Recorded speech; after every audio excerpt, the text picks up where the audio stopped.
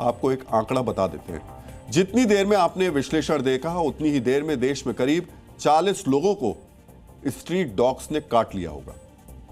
दिल्ली में सीएम रेखा गुप्ता की सुरक्षा चाक चौबंद कर दी गई है, तो दिल्ली से 785 किलोमीटर दूर मध्य प्रदेश के भोपाल में अपराध के व्हाइट हाउस पर आज बुलडोजर चल गया। बुलडोजर एक्शन का यह वीडियो विश्लेषण आज आपको इसलिए भी देखना चाहिए क्योंकि जिस व्हाइट हाउस पर बुलडोजर चलाया गया उसके मालिक पर हिंदू लड़कियों के जबरन धर्मांतरण जैसे संगीन आरोप हैं। अपने टीवी स्क्रीन पर आप जो तस्वीरें देख रहे हैं ये भोपाल के आनंदपुर इलाके की है, जहां शारिक मछली नाम के कथित गैंगस्टर की 3 मंजिला इमारत सरकारी बुलडोजर ने उसको मिट्टी में मिला दिया। सुबह के वक्त ही पुलिस और प्रशासन के अधिकारी मौके पर पहुंच गए थे और फिर भोपाल में अपराध के व्हाइट हाउस कहे जाने वाली इस कोठी को कुछ ही घंटों के अंदर गिरा दिया गया। भोपाल के इस बुलडोजर एक्शन पर डीएनए की एक्सक्लूसिव ग्राउंड रिपोर्ट आपको जरूर देखनी चाहिए।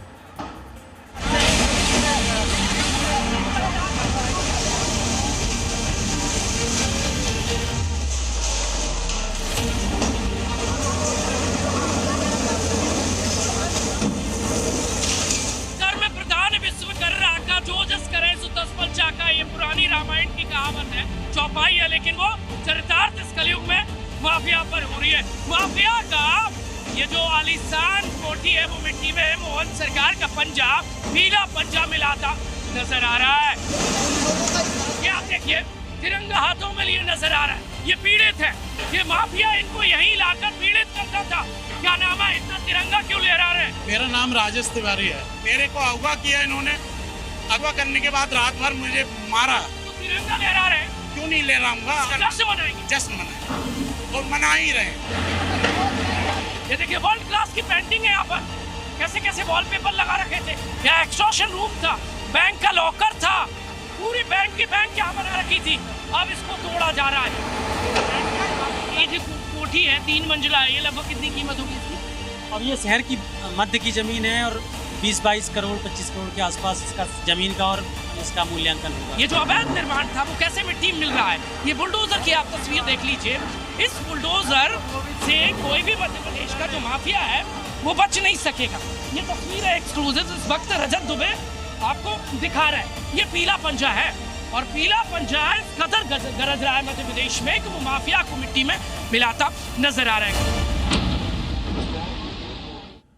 जब शारिक मछली नाम के आरोपी की हवेली पर बुलडोजर चल रहा था तब जी न्यूज के इन्वेस्टिगेटिव रिपोर्टर प्रमोद शर्मा शारिक मछली की कुंडली खंगाल रहे थे और इसी जांच में सामने आया एक खास तस्वीर जो अब आपकी टीवी स्क्रीन पर मौजूद है। इस फोटो में आपको शारिक मछली नजर आएगा जिसके बाएं हाथ में एक रिवॉल्वर है, दाएं हाथ के नजदीक ही एक दुनाली बंदूक भी रखी हुई है और शारिक मछली के आगे 2 राइफल की नाल नजर आती है जो देखने में 30 बोर की राइफल जैसी लगती है। जब हमने पुलिस से इन हथियारों के बारे में बात की तो पता चला कि शारिक मछली नाम के इसके नाम पर हथियारों का एक भी लाइसेंस नहीं है, जिसका मतलब यह है कि ये सारे हथियार अवैध हो सकते हैं। अपराधियों के पास अवैध हथियार होना आम बात है, लेकिन शारिक मछली और उसके गैंग को दूसरे अपराधियों से अलग करता है एक संगीन अपराध, और वो आरोप यह है अवैध धर्मांतरण का।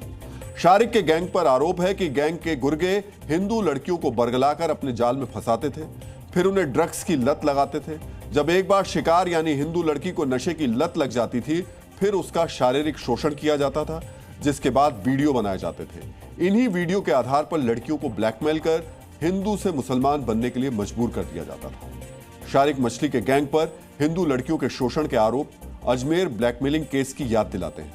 वर्ष 1992 में अजमेर शरीफ दरगाह के खादिमों के परिवार से जुड़े कुछ लोगों पर ऐसे ही आरोप लगे थे। दावा किया जाता है कि इन लोगों ने 200 से ज्यादा हिंदू लड़कियों को ब्लैकमेल करके उनका यौन शोषण किया था और 12 आरोपियों पर मुकदमे भी चले थे। ये समानता बताती है कि शारिक मछली और उसका गैंग सिर्फ अपराधी नहीं थे, बल्कि इनके अंदर मजहबी नफरत और उन्माद भी भरा हुआ था। पुलिस के मुताबिक सिर्फ शारिक मछली नहीं बल्कि उसके परिवार के कुछ लोग भी ड्रग्स और अवैध धर्मांतरण के अपराध में शामिल थे। अब हम आपको मीडिया रिपोर्ट्स में हुए वो खुलासे दिखाने जा रहे हैं जो आपको शारिक मछली और उसके परिवार की क्राइम कुंडली बताएंगे।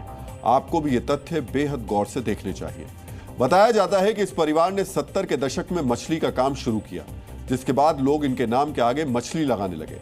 जब कारोबार आगे बढ़ा तो शारिक के पिता शरीफ अहमद ने हताई खेड़ा बांध में मछलियों का ठेका लिया और फिर इस परिवार ने धीरे धीरे बांध के नजदीक स्थित सरकारी जमीन पर कब्जा करना शुरू कर दिया।